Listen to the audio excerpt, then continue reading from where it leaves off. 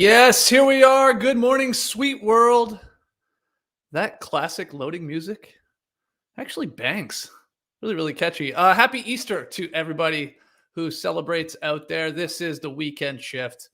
I'm J.E. Skeets back, getting double time here on Easter. Subscribe, subscribe, subscribe. That's the whole point of the weekend shift. We're trying to get our followers up.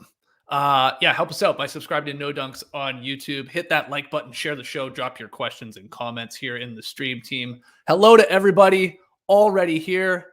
It's always fun to see people waiting for the show to start. And look at that, right on time. Boom. I may have been 15 seconds early even with this one. So love to see it. If this is your first taste of the weekend shift, welcome. Cheers to you here on a Sunday morning as I drink my coffee. Encourage you to check out yesterday's videos if you haven't. Lee and I talked Wolves, Grizzlies, Jazz, Mavs yesterday. And then before that, prior to that, I weighed in on Friday night's play-in games. These are just like quick 15, 20, 25-minute, generally reactionary vids to games happening throughout the day. Just so, you know, we hear a lot of people. It's like the games happen on the weekend, especially the playoffs, and then you don't have a No Dunks pod till Monday, and you're like, ugh, happened so long ago, you forget what happened. So just trying to like keep everybody engaged here, and you guys seem to be enjoying it. Colin, I think you're right. I think I accidentally said the weekend shit there at one point. I forgot the F. The weekend shift / shit. Well, hopefully it's not shit. Hopefully you guys like this, and we'll continue to do them maybe throughout the playoffs. And maybe even some late night shows throughout the playoffs as we get into the more normal schedule where we'll have 2 or 3 games on a night. But right now, this opening weekend, you had 4 on Saturday, 4 here on Sunday today. I can show you the schedule to get everybody pumped for that. Here's the Sunday sched. Hawks, in Miami, take on the Heat. That's the 1-8 matchup. Then we got that juicy looking Nets Celtics at 3:30 on ABC. Bulls, Trey Kirby's Bulls. I saw he's got a Bulls Easter egg that he dyed and carved Bulls into. So that was fun. I saw that on his Twitter account this morning. That's Bulls Bucks at 6:30. And then Pelicans Suns is the nightcap to round up all the game ones there. I have a question for you guys though. Saturday's games. And I'm going to talk about the Raps losing to the Sixers there. So sad, but so normal in Raptors fandom. And then the late game last night, the Warriors beating the Nuggets. But how would you grade Saturday's slate of 4 playoff games overall from an entertaining standpoint? What's your grade? Drop it in the stream team. I think I'm leaning towards a B. Especially those last 2 games were, turned into blowouts, just dominant wins there from the Sixers and the Warriors. So, okay, I didn't tell you at first what scale. I see some 8 out of 10s. Okay, that's from Scott. 6.5 out of 10. That's probably a C, right? I'm seeing, a B- from Robbie. That's right. Oh, Sarah. Don't want Sarah as your professor. 5 out of 10. Wolves Grizz saved us. Saved us to get to a 5 out of 10. So anyway, maybe we were a little spoiled by the play-in. This is a great point. So, okay, I think what we're getting at here, it was good. It was not great. Maybe the first 2 games of the day on Saturday were better than the last 2 games. But let's get into them here. The Raptors losing a game 1. What? So the Raptors are 5-17 in playoff series openers. 5-17. But awesome win from Philly. I think I have to take blame for this loss, though, if you would allow me. And here's why. I started the game late because we were doing a weekend shift where we were talking about the Grizzlies Wolves. So there was that. So I was playing catch up on the DVR. Didn't miss a second of it, but I'm not live. I'm not right in the moment. That's strike 1 against me. Strike 2, I didn't stand for a single second of the game. After we wrapped up the weekend shift, I went over to my buddy Grish's, your buddy Grish's, our buddy Grish's, And, because we were like starting it on the DVR, I just plopped down on the couch and the Raps got down and I just never got to standing. That's strike two. And strike three, I went with the wrong jersey. Maybe you saw this on Twitter. Maybe you saw it on my Instagram account. I went with the very slick Gucci Gary Trent Jr. jersey from my guy Casey Bannerman, who does amazing like custom jersey artwork. And should have went with something else. Maybe should have just went with good old faithful Lowry. But GTG, Gary Hours, Scary Gary, Gucci Gary, whatever you want to call him, 2 for 11. Ugh, he had a brutal game. And I know he was like clutching his chest at one point. I actually forgot to like look into like, was there any like update on that? Is he okay? I hope he is. So that's on me. That's my bad. Sorry, Raps fans. But if you're going to punt one, punt game one. And I have a weird theory here when it comes to playoff series. I want my team, if they're going to lose game one, get your ass kicked. I don't want a close game. I don't want to be like, ooh, we almost had it. No, I want to get hammered. And we did. So down 1-0. And we'll see if they can make it a series here come Monday night, which is game 2. But Tyrese Maxey, holy crap. I can't even be too upset with this loss because, one, the Raptors always lose game ones. And then, two, I like Tyrese Maxey. And he was amazing, just consistently taking advantage of that Toronto defense that was obviously focused on Embiid and to some extent Harden. Just so many eyes and bodies running at those guys that it was like, oh yeah, what about this guy? And he was explosive, as he's shown us time and time again. 38 points, 21 in the third quarter alone. Shot 14 of 21 from the floor, 5 of 8 from deep. And he chipped in 4 boards and 2 assists. And his speed is just, he's one of the fastest guys in the league. And just consistently beating his defender off the dribble or when catching it on a kick out. Because again, all attention on Embiid and Harden, just beeline to the net or splash on the open threes. It didn't help that Van Vliet, I think, got those 2 quick fouls. And not that Maxey can't go around Van Vliet, but Van Vliet is a good defender at his position. And I thought, I don't know, maybe again, he's like trying to like, he's a little in his head, Van Vliet was, because he picks up those fouls as the game went on. I mean, Maxey was blowing by him. It didn't even look like he was there. So incredible game from him. And then the Raptors, I mean, they got beat at their own game. This is the truth here. Their whole identity as a team is win the offensive rebound battle, and take care of the ball and make sure you turn the other team over because they need all the fast break points they can get, the Raptors do. And the Sixers like, no, we're going to do that. Thanks. They grabbed 10 offensive boards to Toronto 7, so beat them there on the glass, a lot of those early in the game. And then the Sixers only turned it over 3 times to the Raptors, I think 8 in total. 3 turnovers. That's gonna be tough to beat anybody, let alone a good team with an MVP candidate in Embiid. Harden playing, really solid. 22 and 14, I think he ended with. Tobias Harris, he had, the Ferris wheel was sort of up for him. I think he finished with 26. It was like nothing went wrong for the Sixers in this. I know the rights to Ricky Sanchez, they're pumped. B-ball Paul got in, but he played. He was a positive out there. Like, what went wrong for them? Nothing. So the perfect game 1. And it was just strange to see the Raptors get outclassed on the boards and then not be able to like sort of rush the Sixers into mistakes. And I can't remember the Raptors half court defense and looking that like discombobulated, just miscommunications, sort of doubling in no man's lands at times. They'll need to figure that out. And I have faith in Nurse. I know people were asking, ooh, are you scared of your Raptors in 7 prediction? Not really. I'm happy I went Raps in 7. I'm happy I didn't go with Lee's Raps in 5, as he said they would devour them. I don't see that happening. But no, because if anyone's going to adjust, it's going to be Nurse. And again, the Sixers, like, they played a nearly perfect game. They really, really did.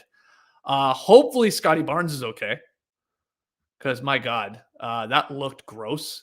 And he was playing by far, I thought, the best of any Raptor out there, even as a rookie in his playoff debut. 15, 10, and 8 for Scotty until Embiid accidentally steps on his foot there. Ugh, imagine, like, it's one thing to roll your ankle and then another thing for like a 300-pound dude to step on your ankle as it's rolling. So he goes down. He's like, I'm like screaming at that point at the TV. Like, oh, this is the worst thing that could happen. We weren't winning the game. We weren't coming back. And instead he leaves with like 9 minutes to go. X-rays negative. I know he'll undergo more, I guess, imaging today. And hopefully it's not too serious. Same with Thaddeus Young, I guess, with his finger there or hand. X-ray is negative, and we'll just wait and find out. I mean, Barnes has to play in this series for the Raptors to pull off the upset. So hopefully he can.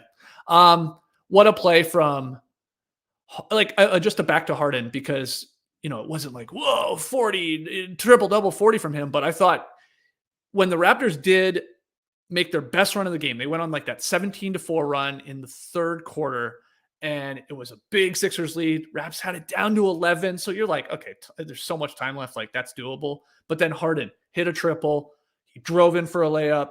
And then he had that beautiful, like, soccer throw-in overhead little bounce pass to the streaking Maxey. He was just like sprinting up the floor, doing his speed run workouts. And he hit him in stride, and hell of a finish by Maxey inside. I think that was that up and under there. And then Philly was right back in control. And just like that. So good game. Good game for you Philly fans out there. But I'm not freaking out with my Raps in 7 at all, in fact, as long as Scotty plays. And I will be better. I will be better in game 2. Okay? Have my promise. Just my final note on this, and you guys are doing great dropping your comments in the stream team, so keep doing that. But I saw that fans were gathered in Jurassic Park, which is the whole thing outside the Scotiabank Arena, to watch the game on like the giant screen on the side of the arena in Toronto. Fans hadn't gathered there to watch a playoff basketball game in over 1,000 days. I think it's 1,045 days to be exact, since the Raptors last beat the Warriors to win the 2019 NBA title. Why do I say that? Because I was there. The last time Jurassic Park was open for a playoff game, maybe open at all, I think, was when I was there in Toronto for Game 6, which is just wild. When we were still working for the Starters at NBA TV. Crazy. Just a crazy little note there. Oh, thank you. Finally, some love to the temper boy. I don't even think I'm that temper boy though this morning here. I'm taking this loss in stride. This is like, I've been doing this for a long time now, watching Raptors lose game once. It's nothing to me. Just rolls off my back at this point. But prayers up for Scotty. Let's hear from you guys, though. Any thoughts on the Sixers' dominant win there in game 1 in Philly and moving forward? Do the Raptors have a chance, or are you already calling this? Are you a my buddy Gresham saying it is over? I don't believe so. I think we got a lot of basketball still in this series. Let's move to the last game on Saturday night, because all I see in the stream team is pool party. Jordan Poole, 30 points, 9 of 13 shooting, 5 of 7 from deep as the Warriors beat the Nuggets 123-107. He tied Mitch Richmond for the highest total for any Warrior in his playoff debut, besides Wilt Chamberlain, which is always great. So, hey, the concern of, wow, how will Jordan Poole look in the playoffs? I guess that was answered. Passed that playoff test with flying colors. It was incredible. And it allowed Curry to come off the bench, ease into things. Curry plays 22 minutes. Looked rusty, but not a big deal when Poole's going to play like that. Now Kerr has to decide, like, do I just stick with this? Poole, you continue to start. We'll bring Curry in here. Maybe it's 25 minutes in game 2. I mean, what a luxury to have. But yeah, Curry returning from that month-long absence because of the sprained ligament in his left foot. I was thinking, getting ready for this little weekend shift here, the top 4 playoff performers yesterday on the winning teams, all guards, basically all shooting guards. I know Tyrese Maxey, you could be like, I mean, he's sort of a point guard, but Harden's really their point guard. All shooting guards under the age of 25 or 25 years or younger. Donovan Mitchell, 30 of his 32 in the second half. He's 25 years old. He's the old guy of this bunch. Anthony Edwards, 36 points, 6 assists, 20 years old. Maxey, 38 on the Raps, 21 years old. And Jordan Poole, 30 points in his Dubs start there in his playoff debut, 22 years old. Crazy stuff. And then I guess even the other guys that scored big, Towns, what's he, 26, and John Morant scored a lot in the loss. So the future is bright, as everybody likes to say. It is indeed. So I thought the Nuggets played okay for 20 minutes. And then, like most Warriors games, when they're fully loaded, it just like goes like that. There's like a 2 to 3 minute span and the game feels over. And that's sort of what happened here. Smart decision by Kerr and the Warriors to defend Jokic with just one guy. We talked about this in our playoff previews for this particular series. That whole idea of like, just let Jokic try and shoot a ton. He doesn't really want to. He's like a giant Steve Nash. He'd prefer not to shoot, 25 times, which he had to in this one, because they just stay at home with him. Looney, Green, Bielitsa. I was right, Trey. I told you this guy would play. He actually played really well. He was pretty aggressive offensively, 8 points in 15 minutes, but he was on him at times. Even Wiggins on a switch. And they were just like, nope, we'll just live with the Joker posting up, cutting in there, dipping in there, and let him get his shot off. Just rarely send help and try and just take away everybody else. And that's what you should do. And I think it's the game plan they're going to continue with. I'm interested to see how the Nuggets sort of counter how you can. But that was awesome. So just a good win from the Warriors. I think of all of my predictions that I dropped on Twitter for all 8 series, I probably feel the worst about this one. I have Warriors in 6. And from the first 4 games we've seen, we haven't seen obviously Sunday's action yet. That's the one where I'm like, that feels too kind to Denver. If the Warriors are going to be like, basically championship Warriors here with Clay knocking down threes, Draymond obviously orchestrating the defense and playmaking and stuff like that. Curry, I mean, they have Jordan Poole basically doing a Steph Curry impersonation, and he's killing it. He's like, whoa, is that him? You're like, hold on, is that him? Is that actually him? Is that Curry? And they just switched jerseys. So they look pretty amazing. So I probably would be changing that one to I mean, honestly, it's just one game, but I would be considering Warriors in 4 or 5 because the Nuggets look outclassed. I mean, Aaron Gordon, the people are saying he needs to play better than being a good guard. Yeah, I mean, I don't even think you could say he was a good guard. He was bad. Aaron Gordon needs to be a better guard, not just a good guard. Again, I don't think he was a good guard, Gustavo. He was forcing the action. He missed all 3 of his threes. He had 8 points, 3 of 10 shooting in 26 minutes. Austin Rivers had a bad game. They just, I mean, Jokic he's a beast. He's amazing.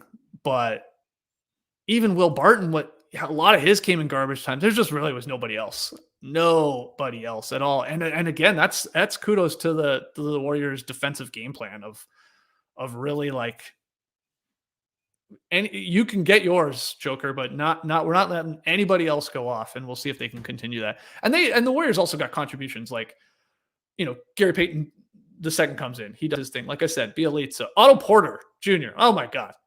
This guy feels like he's been a Warriors player for a long time. So these guys are all contributing. So I would change that to, I think I'd change my prediction to Warriors in 5. Let's say that. Let's give Denver 1 at home. But otherwise, from yesterday, well, I have Mavs in 7. They take the L. I had Raptors in 7. They take the L. I had Warriors in 6. Like I said, they got the victory. And what's the other game I'm missing? Oh, I had the Grizzlies in 6, and they took the L. So, from big picture, you go, uh-oh, but it's just one game. I'm not saying sweeps in any of these. And of all of those, I wasn't shocked that the Wolves beat the Grizzlies in the first game. I said that coming into that. I think that one's there for the taking, the way they're playing right now. Grizzlies being off for a long time, and they got it done. But anyway, we talked about that with Lily on yesterday's weekend shift. That's all I have on these games. If you guys have questions, take a second. Maybe drop them. Luke wants to know, wasn't there a bed behind you here in the office? There was. Now there's the treadmill. I'll be on that later today, watching Hawks Heat probably. Got to do 18 miles. Hey, shout out to everybody getting ready for the Boston Marathon tomorrow, especially my guy, Jared Dent, flying right now there. I think they start at 10 a.m. Eastern. think they started. They wait until the No Dunks Classic podcast starts, and then they fire the gun and start the race. Little known fact. So they'll probably be 8 or 9 minutes late of starting the Boston Marathon tomorrow if we can keep up our usual streak of starting late. So yeah, good luck to everybody running that. I'm really hoping my guy Jared puts down a killer time. Will he beat me? This is the question. I bet he does. Here's our plan. He's doing so. I've done it by myself. He unfortunately didn't qualify. This was years ago. I ran it in 2019. Then since then he has qualified. Of course, the pandemic prevents the race from happening. So he's finally there. He's doing his. And then here's the plan. He's going to do it. We're going to go to Washington State this summer, hopefully qualify for Boston. I mean, he might qualify with the Boston time at Boston tomorrow. This guy's been putting in the work. But anyway, hopefully I qualify, and then we'll run it in 2023. That's the plan. Fingers crossed. But anyway, good luck to everybody running the Boston Marathon tomorrow. Today's games, one more time for everybody. Hawks Heat, Nets Celtics, Bulls Bucks, Pelicans Suns. Which team is most likely to pull off, the upset, being the lower seeded team? What do you think? Is it obvious? Do you just say Nets because a lot of people even have Brooklyn taking that series? Is it the Hawks? Trey's Bulls? I'd be shocked if the Pelicans beat the Suns, but you never know. You never know. So let's hear from you guys. Who's most likely to pull it off?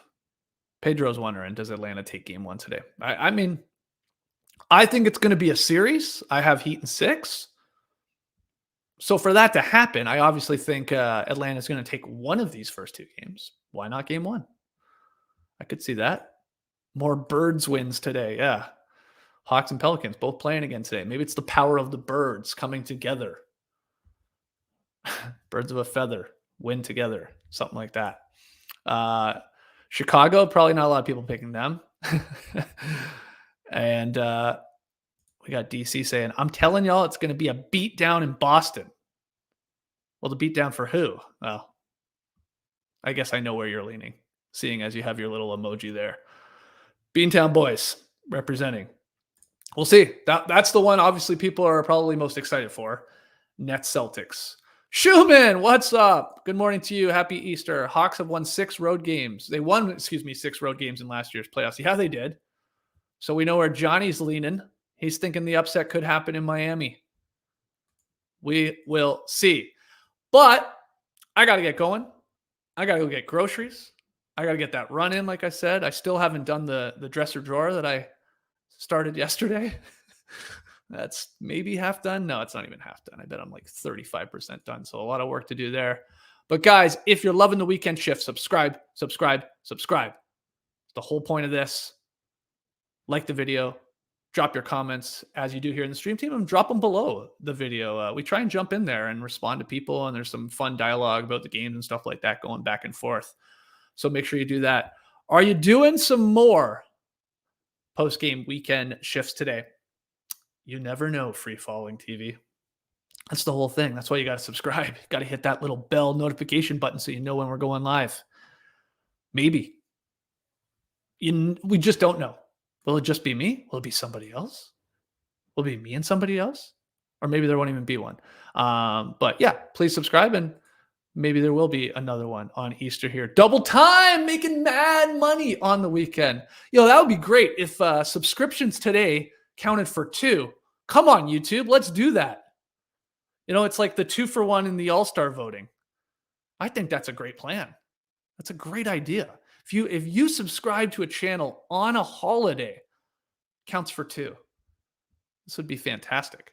But let's say goodbye for now, guys. Again, thank you so much for joining me here on a Sunday morning. We might be back later today. And if not, we're back on Monday at 10 a.m. Eastern with the podcast. Of course, the YouTube show as well. It's the same thing. And if you're new to the weekend shift, no, this doesn't live in podcast form. Okay. This is just Elf Pog form here on YouTube. That's it. The weekend shift is a YouTube exclusive. So you got to subscribe for these. But we'll see you later today or tomorrow. Enjoy the game, guys. Hopefully we get better than a B-. Let's get that A today. Overall grade. All right. Take care. Peace. You could stay